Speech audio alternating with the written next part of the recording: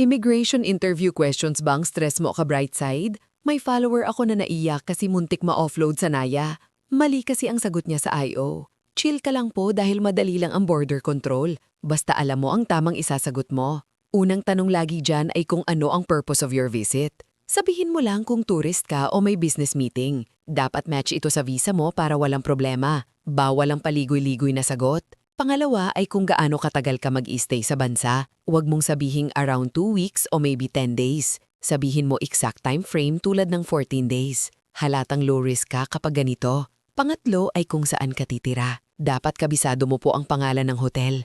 Pwede rin naman ang address ng host mo. Huwag ka na mag-scroll frantically sa phone mo sa harap nila. Pang-apat, tatanungin nila kung ano ang trabaho mo. Stability check ito para makita kung may babalikan ka. Isang malinaw na job title lang ang kailangan. Huwag na huwag ka pong mag-overshare sa kanila. Panglima ay kung may sapat kang pondo para sa biyahe mo. Gusto lang nilang masiguro na hindi ka mag-TNT. Be honest and ready to show bank proofs if asked. Pero wait, tiningnan mo ba kung ready na ang return ticket mo?